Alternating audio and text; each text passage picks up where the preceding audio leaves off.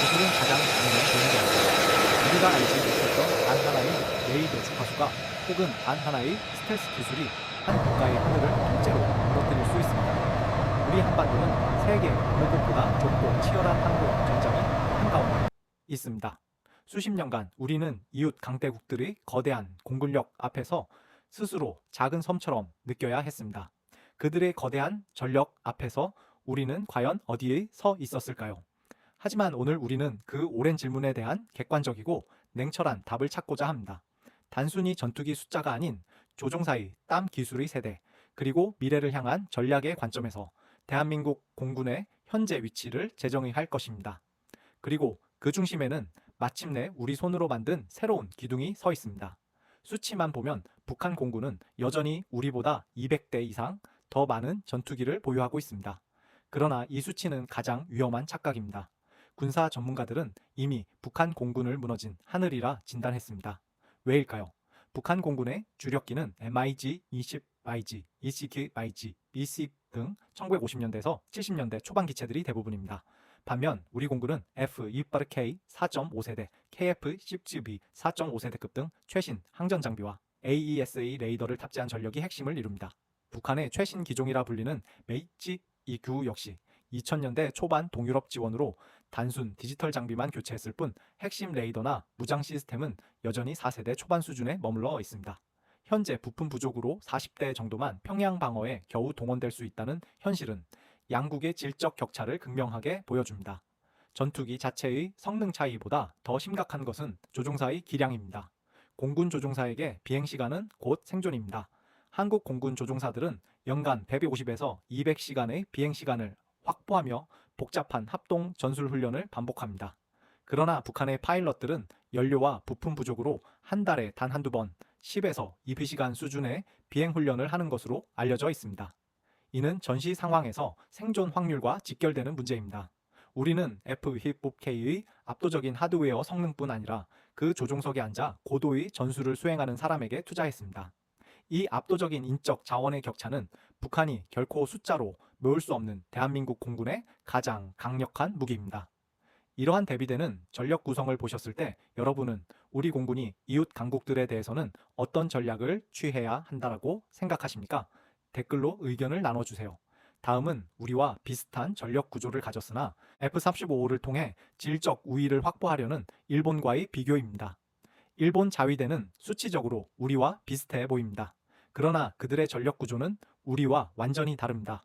우리 공군이 F4, F5 등 노후 기종이 많고 F-10K가 정점에 있는 삼각형 구조였다면 일본은 F2와 F2 차원 조어를 주력으로 하며 그 위를 F-35A와 B가 지배하는 항아리 구조입니다. 이 단순한 비유가 동북아시아 항공 전략의 미래를 결정하고 있습니다. 일본이 질적 우위를 확보하는 핵심은 5세대 스텔스 전력에 있습니다. 일본은 F-35A를 100대 이상 면허 생산하고 있으며 특히 주목해야 할 것은 F-35B 40여 대를 도입해 이즈모급 함정을 경항 공모함으로 전환했다는 사실입니다. 우리는 F-30A 40대를 운용하며 추가 도입을 계획하고 있지만 현재로서는 일본이 5세대 스텔스 전력이 양적 측면에서 압도적인 우위를 점하고 있습니다. 그들의 전략은 단순한 방어를 넘어선 광범위한 해상 작전 능력 확보에 있습니다. 일본이 질적으로 우월한 또 다른 이유는 지원기 전력입니다. 해양 국가인 일본은 우리 공군의 E-1137 피스-I 4대와는 달리 E-2D 등 해상 감시 특화 기종은 물론 E-7667이라는 대형 AAVX를 다수 운용합니다. E-767은 우리 피스-I보다 더 큰 레이더와 긴 채공 시간을 갖추고 있어 광활한 해역에서의 감시 및 통제 능력에서 한국을 크게 앞서고 있습니다. 공중급유기 역시 KC-767 및 신형 KC-46을 다수 도입하며 한국의 KC-3 4대 대비 압도적인 장거리 작전 능력을 확보했습니다. 일본은 F-35와 지원기를 통해 전략적 깊이를 확보했습니다. 그들의 전력은 단순한 국토 방어를 넘어 장거리 작전 수행 능력을 갖추고 있습니다. 우리 공군 역시 F-35 추가 도입과 KC 참관 상북 추가 확보라는 절실한 과제 앞에 놓여 있습니다. 질적 격차를 극복하는 것은 곧 국가 안보의 장기적 생존 전략입니다. 우리 공군이 반드시 극복해야 할 격차입니다. 이제 동북아시아 전력의 게임 체인저 중국과의 비교입니다. 제2타오의 등장이 우리에게 던지는 가장 큰 숙제는 무엇일까요? 중국 인민해방군 공군은 동북아시아의 전력 균형을 뒤흔드는 게임 체인저입니다. 이들과의 비교는 숫자를 넘어선 전략적 생존의 문제입니다. 우리가 마주한 가장 큰 그림자는 바로 그들의 5세대 스텔스 전투기 제2OMP입니다. 중국은 수천 대에 달하는 압도적인 양적 우위를 점하고 있으며 질적으로도 빠르게 추격 중입니다. 제2호 마이티 드래곤은 이미 실전 배치되어 한국의 F-35A가 독점하던 스텔스 우위를 무너뜨렸습니다. 또한 즉 4.5세대급은 F케와 수-35에 비견되는 성능을 가지고 있으며 이들이 대량으로 생산되고 있습니다. 중국은 광대한 영토와 작전 방영을 위해 YWU 대형 공중급유기를 전력화하며 대규모 장거리 공격 능력을 확보했습니다. 수년 전 한국항공우주산업 KAI의 한 연구원은 제이송의 등장 후 우리 F-35 파일럿들의 훈련 시뮬레이션 환경이 완전히 바뀌었다고 조용히 고백했습니다. F-35의 임무는 J-예측을 피해 목표물을 타격하는 것에서 이제는 J-길이에 눈을 멀게 하고 아군의 눈이 되어주는 더 복잡한 역할로 진화해야 합니다. 이 은밀한 위협은 우리 파일럿들에게 매일매일 새로운 도전을 강요하고 있습니다. 중국 공군에 맞서 우리 공군은 하이로우 믹스, 하이로우 믹스 전략을 더욱 정교하게 다듬어야 합니다. F-35는 J-20과 같은 5세대 위협에 맞서고 F-45K와 곧 등장할 KF-21 보람에는 J-16과 J-10C 등 4.5세대 주력기를 상대하는 역할 분담이 필수적입니다. 이 모든 것은 한미연합전력이라는 거대한 KF-21은 이 연합전력 내에서 한국이 독자적인 기여도를 높여줄 핵심 카드입니다. 중국의 규모와 기술적 추격을 막는 길은 오직 스스로의 역량 강화뿐입니다. 이제 우리는 이 모든 복잡한 퍼즐의 핵심 조각, 대한민국 항공 독립의 상징 KF-21 보라매를 심층적으로 들여다볼 차례입니다. KF-21 보라매는 단순한 전투기가 아닙니다. 그것은 지난 수십 년간 우리가 이웃 강국들에 의존해야 했던 기술적 종속성에 대한 대한민국 자주 국방의 뜨거운 대답입니다.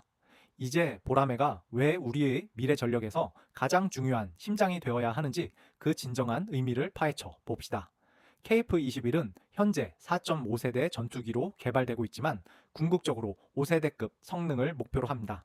중요한 것은 블록 개발 전략입니다. 블록 I 2026은 공대공 전투 능력, 블록 IA 2028은 공대지, 공대함 능력 확보를 목표로 합니다.